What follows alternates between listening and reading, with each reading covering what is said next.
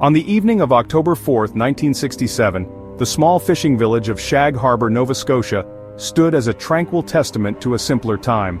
Its residents, accustomed to the rhythmic lull of the waves, went about their routines, unaware that the night would soon unfold into an extraordinary event. The tranquility was suddenly broken, as an unknown object descended from the sky, crashing into the icy waters just off the coast. This event, witnessed by multiple individuals, would forever alter the sleepy village's identity, transforming it into a focal point of one of Canada's most enduring mysteries, the Shag Harbour UFO incident. The incident at Shag Harbour was not an isolated one. Earlier that evening, a wave of unusual aerial sightings swept across eastern Canada, leaving a trail of bewildered observers in its wake. From Halifax to Yarmouth, reports flooded in, describing peculiar lights traversing the night sky.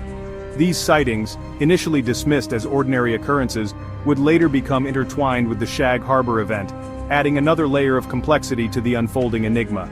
This cascade of strange aerial activity set the stage for what would transpire in Shag Harbour, hinting at an unexplained phenomenon unfolding across a wide geographical area. As the sun began its final descent, casting long shadows across the village, a group of teenagers gathered near the water's edge.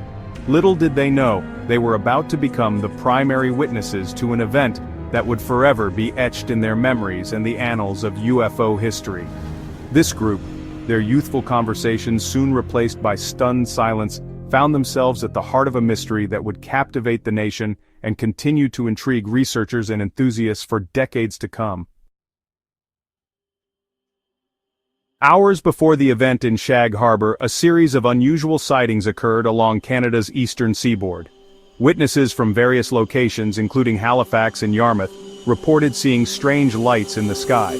These lights, described as bright, fast-moving and often changing color, sparked curiosity and concern among those who observed them. The sightings, seemingly unconnected at the time, painted a picture of unusual aerial activity occurring across a large area. In Halifax, a bustling city located approximately 150 miles from Shag Harbour, residents reported seeing a large, luminous object hovering over the city's harbor.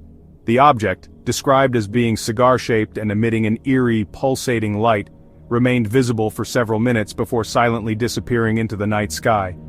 Further south, in the coastal town of Yarmouth, multiple witnesses reported seeing a string of bright lights moving rapidly across the horizon. These lights, unlike anything they had seen before, sparked speculation and wonder among the town's residents. As reports of these sightings poured in, authorities struggled to provide a rational explanation. The weather was clear, ruling out meteorological phenomena, and no known aircraft could account for the speed, maneuverability, and luminosity of the objects witnessed. The Royal Canadian Air Force, alerted to the unusual activity, dismissed the sightings as potential misidentifications of conventional aircraft or astronomical objects. However, the sheer number and consistency of the reports, coupled with the lack of a definitive explanation, fueled public intrigue and speculation about the nature of the aerial phenomena. The significance of these earlier sightings would become more apparent as the night progressed. They served as eerie precursors to the event that unfolded in Shag Harbour, suggesting a possible connection between the events and raising questions about what exactly was happening in the skies above eastern Canada that night. Were these sightings simply a series of unrelated occurrences, or were they part of a larger, more perplexing phenomenon? The answer, like many aspects of the Shag Harbour incident, remains elusive. Back in Shag Harbour, the group of teenagers gathered near the water's edge were startled by an unexpected sight. A large, low-flying object, seemingly ablaze with bright orange lights, appeared in the sky, moving slowly and silently towards the water. The object, described as being about 60 feet in diameter and shaped like a disc or a top, made no sound as it descended, creating an eerie contrast to the usual sounds of the sea. As the object approached the water, its lights flickered and changed color, shifting from bright orange to a yellowish white. Witnesses described a hissing sound as the object made contact with the water, followed by a loud crash that reverberated through the small village.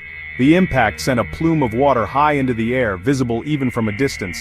Fearing a plane crash, the teenagers immediately contacted the Royal Canadian Mounted Police to report what they had seen.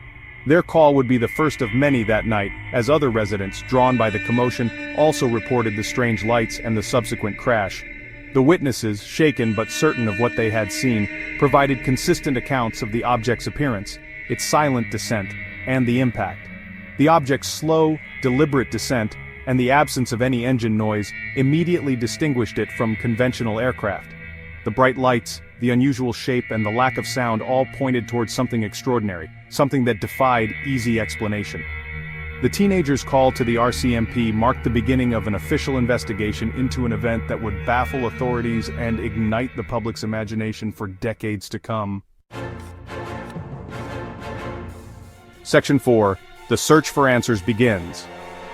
Responding to the numerous reports, the RCMP quickly arrived at the scene, joined by local fishermen and other residents. The initial assumption was that a plane had crashed, and a search and rescue operation was immediately launched. Despite their efforts, which continued throughout the night and into the following day, no wreckage was found. The lack of debris, combined with the unusual circumstances surrounding the crash, deepened the mystery. The search efforts focused on the area where the object was seen entering the water. Fishermen, familiar with the treacherous currents and rocky shoals of the coastline, used their boats to comb the area, while RCMP officers searched the shoreline. Divers were deployed to investigate the seabed, but their efforts were hampered by poor visibility and rough seas. Despite their best efforts, the search yielded no trace of the crashed object. The absence of any wreckage, particularly from a crash of the magnitude witnessed, perplexed the search parties. No distress calls were received by air traffic control, and no aircraft were reported missing in the area. The lack of a logical explanation only fueled speculation and raised more questions than answers. What had crashed into the water off Shag Harbour? Where had it come from and why? As the fruitless search continued, the RCMP contacted the Canadian Armed Forces for assistance. The military, initially skeptical, dispatched a search and rescue team to the area. Their involvement, however, would soon escalate beyond a routine search and rescue operation as the enigmatic nature of the incident became increasingly apparent. Section 5. The Mystery Deepens. The Canadian military's involvement in the Shag Harbour incident marked a turning point in the investigation. What began as a search and rescue mission quickly evolved into a full-blown military operation, as the strange circumstances surrounding the event became known. Divers from the Royal Canadian Navy were dispatched to the site, equipped with sophisticated sonar equipment to scan the seabed. Their search, however, proved as fruitless as the previous efforts. The sonar scans, while failing to locate any wreckage, did reveal something unusual. Divers reported a large, unidentified object on the seabed, approximately 150 feet below the surface. The object, described as being circular in shape and emitting a faint magnetic field, could not be immediately identified. Attempts to retrieve the object were unsuccessful due to the depth and the challenging conditions. The discovery of the unidentified object on the seabed fueled speculation that the crashed object was not a conventional aircraft. The lack of any debris, the object's unusual shape and magnetic signature, and the consistent eyewitness accounts all pointed towards something extraordinary. The military, initially dismissive of the incident, began to take the matter more seriously. The Shag Harbour incident quickly gained the attention of the Canadian government. Officials in Ottawa, intrigued by the events unfolding on the remote Nova Scotian coast, demanded answers. The military, under pressure to provide an explanation, classified the incident as a UFO, a term rarely used by official sources. This unprecedented move, acknowledging the unexplained nature of the event, sent shockwaves through the media and the public.